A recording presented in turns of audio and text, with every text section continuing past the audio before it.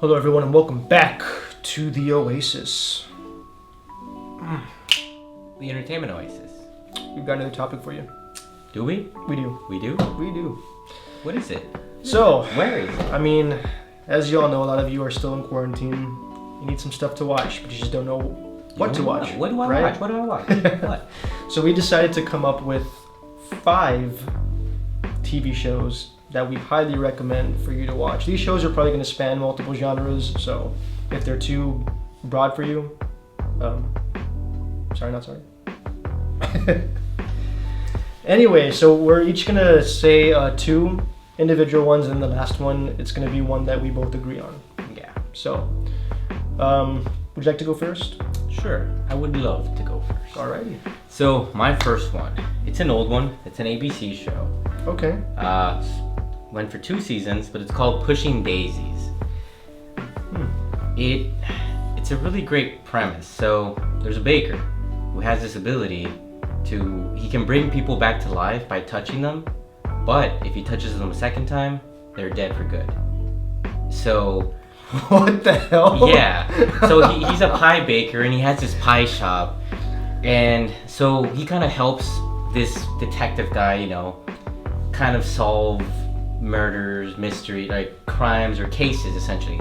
Helps him solve cases, usually involving murder, because when you can reanimate a corpse, get the info you need, and then just like touch them again and they're dead for good, that'll really work out to your advantage. But there's romance in it. So there's this girl that he used to love when he was a kid, who ended up dying, and so he goes to I don't know how it happens, but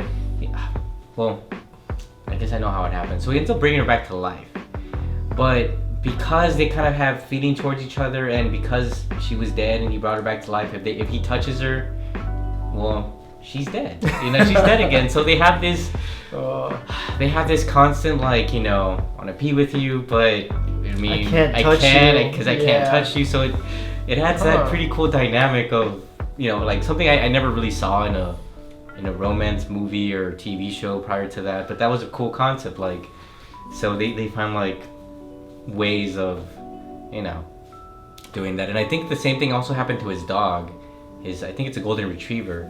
So since the dog wants affection, I think he has a little back scratcher that he uses to touch the dog, because he doesn't want to kill it again.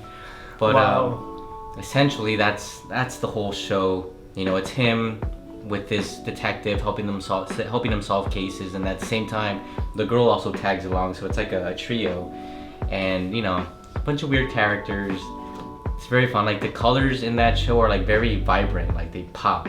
And the pies, oh goodness, the pies, they just look so delicious. Wow. Interesting show. It is an interesting premise. It is, and it's sad that it was only for 2, it only went for 2 seasons. But at the same time, I'm kind of happy, because how some networks will keep it running, and then before you know it, it just loses its magic. I'm glad that this one ended while it still had all its magic intact. Yeah. Okay. Interesting. So that's Pushing Daisies. All right.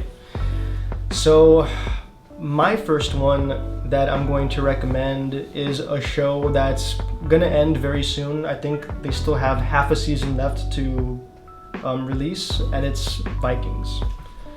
So this show, it's been both praised and criticized. I talked about it a little bit in one of my Nathurow videos. It's praised that the setting of the show, they captured it pretty well, especially the way they speak the languages that were around back in the day, and I guess capturing the Viking culture. What it was heavily criticized on was the historical accuracy. When events took place and which characters took place in those events. That's where the show falls off, apparently. But pretty much it's about how the Vikings are discovering new lands. They actually discover what is Great Britain nowadays. And before that, though, they were saying that it's a myth or whatever, and that they've only heard rumors and stuff. And it's basically starts off as a power struggle between the person who wants to to sail to those new lands, and the current king who's being opposed by it, like, no, it's a waste of time, they're my ships, I don't want to. And the show is just like fantastic. Like the fighting scenes are great. Like the raw savagery of how the Vikings would like pillage towns, and just like the hierarchy structure of the Vikings during that time. I don't know, like it was really enjoyable for me. It's pretty gruesome, so if fighting medieval style and like war isn't your thing, maybe you might want to stay away. But if you're into that kind of stuff or you don't mind it, I highly recommend this show. It definitely gives you like a different feel and perspective from a time way back in the day, and just how that culture was, and how like just like savage, yet there's still like a strong hierarchy structure to it. It's really interesting. I would definitely recommend it. Vikings, huh? Mm-hmm. Interesting. Yeah. Well, mine isn't. My next one isn't as action-packed as Vikings. But you've caught me watching this one recently. This one is in Spanish. I'm pretty sure it also has English audio, but it's on Netflix, and it's called La Casa de las Flores. It's essentially a House of Flowers. The House of Flowers, yes. It's essentially a novela. That's essentially what it is, a Spanish soap opera. But it's a dramedy, if that makes sense. It has like equal parts drama, equal parts comedy, and it all revolves around this dysfunctional family. This family has owned this very popular flower shop for about 50 years, and it's renowned. And it starts off like the first episode, this woman ends up hanging herself in the flower shop while they're having a celebration, and that incident begins to unravel like the secrets that the family's been keeping, the father. And I mean that's when the drama part starts, as all the secrets start coming to light, and the family you get to realize just how messed up they are. But after a while, they kind of like, it just evolves into a bunch of like, they have a way of sprinkling humor in these situations. So you have the brother who's bisexual, has been messing around with the family friend, and is also has a girlfriend. Then you have the older sister, which is the one that the father would entrust with all the stuff that the rest of the family didn't know, like all their the side dealings. Like the older sister was a big part of that, and she would keep his secrets. And it's funny that the mom always calls her like a daughter of Judas, because she feels so betrayed that this whole time like she's known about her father's shenanigans, and she just never told the mom. So that older daughter's she'll lie to get her way. Like she'll lie about anything just to like get things her way.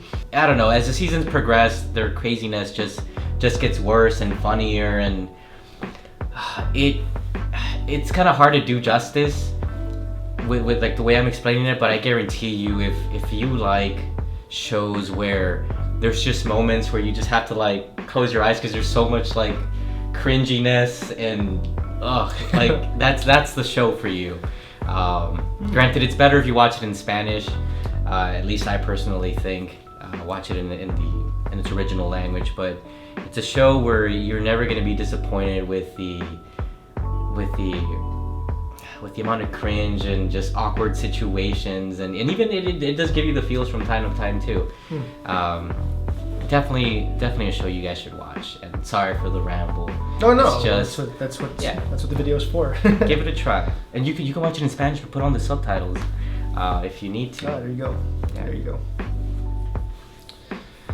So my second show that I highly recommend for you to watch came out. It's on the old side, I guess, depending on what you consider old now, but is Battlestar Galactica, but not the old school one from the 60s/70s. Actually haven't seen the original one. I'm talking about the remake that came out like in 2000. With Edward James Olmos? Yeah, 2003 and 2004. I think it ended like in 2006, 2007, something like that.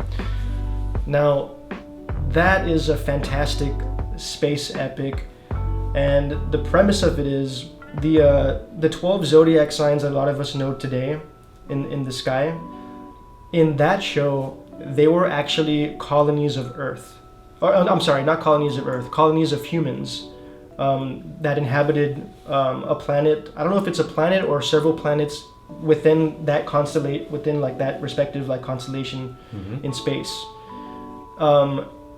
What happened though to those colonies is that there was an uprising by robots called the Cylons that humans created, and they basically overtook those colonies and pushed humanity almost to the brink of destruction, or to the brink of extinction. The show takes place on a battleship that's called Galactica that escaped from these colonies to escape from the Cylons, and they're trying to look for the mythical 13th colony called Earth. Nobody knows if it really exists, and the whole premise is like, no, it does exist. That's going to be our new home, and hopefully the Cylons won't reach us. But what people don't know is that the Cylons kind of already caught on to what they're doing, and pretty much like the show goes into like how the politics are working in that ship, like how people are being hopeful that there is a 13th colony, people saying like, oh, it's fake, or no, it's real, while battling maybe like undercover Cylons that look like humans, like at the same time, like maybe they're like suspicious on whether they've been infiltrated or not. And it also spans like colonies that they have created in other planets, and they land down there for whatever reason, but the Cylons have already taken it over, and I don't know, like it's just a cat and mouse game? Pretty much, yes. And it just takes you for a ride. I thought it was a very interesting premise, and yeah, I highly recommend that you guys watch it if you get the chance. If you're into, sci-fi shows, it's a really good one.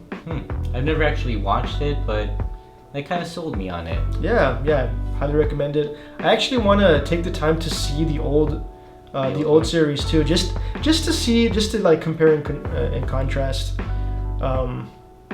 I did hear that they changed quite a few things, but I'm still eager to see it. Yeah. Interesting. And now for the 5th show we recommend. From both of us to you. Yeah. Most of you might have seen it. I hope so, because it's a hella good show. And it's a cartoon. Yeah, it's a cartoon. No, it's not Batman the Animated Series. So. But he is in it. The Justice League. It came out in the very early 2000s. It doesn't feature the original Justice League cast. Most of them is, but the 7 that it does feature is Superman, Batman, Wonder Woman, Green Lantern, Hawkgirl, The Flash, and Martian Manhunter. Yeah. Those are the 7 that it features. I know some of you who haven't seen it maybe are like, oh, blasphemy, how can they not include Aquaman or a Cyborg? But trust me, like, just watch it. I think Aquaman eventually comes out, he does. But and so does, I think, wait, does Cyborg? I don't remember Cyborg. I can't remember. In that show. But yeah, Aquaman eventually does come out, and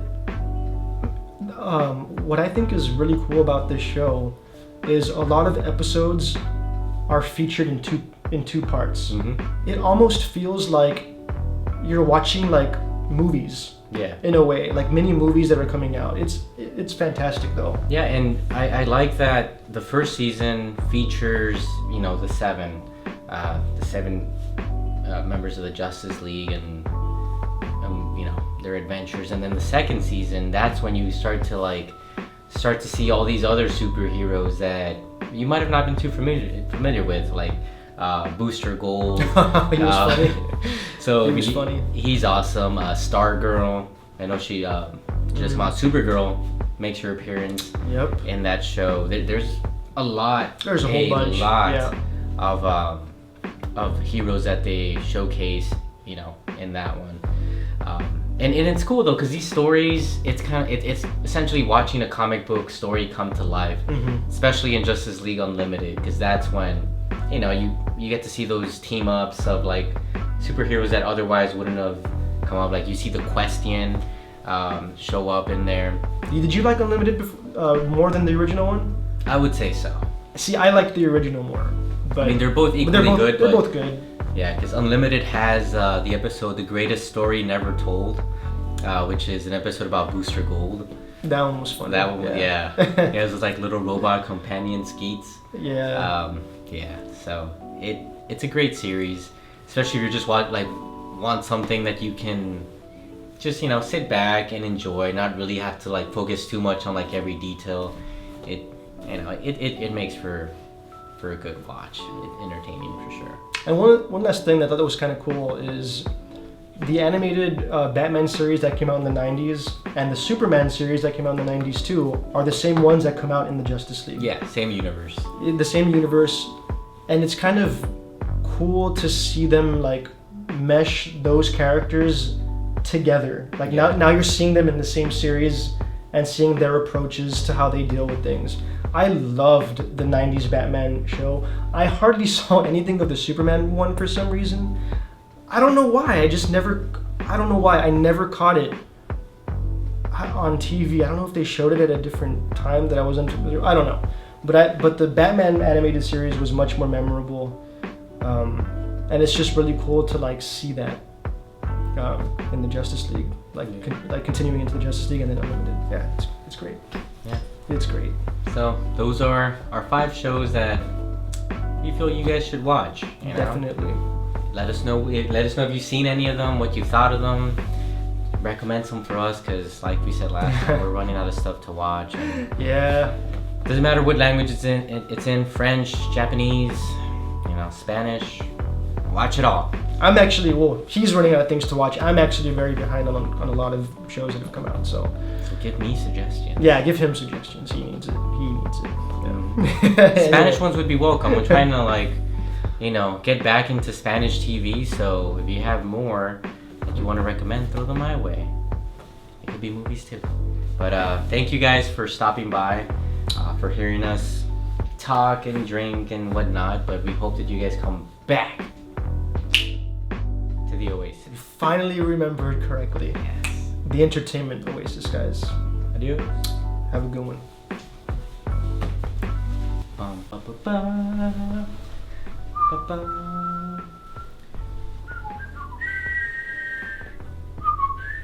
Wait, is that how it went? Close enough.